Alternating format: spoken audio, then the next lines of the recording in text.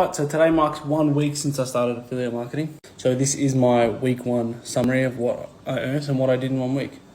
So when I started on day 1, I had nothing. No knowledge of affiliate marketing, no resources, no products, nothing. I had absolutely zero. All I had was this account with 0 followers and my laptop.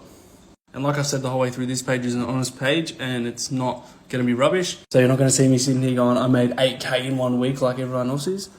This is what you can realistically make in a week of your first week of affiliate marketing. So I'm not going to go through all the leads and rubbish because that's not what you want to hear. You want to hear how much money I made. So in my first week of affiliate marketing, I made $243.32. And this was actually my 1 week mark. I see a lot of people do this and say, this is my 1 week mark, but they posted their first video like 3 weeks before that.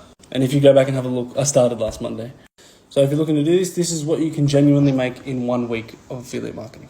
If you want to learn how I was able to do this in 1 week, just go through my videos and you'll find exactly how I did it.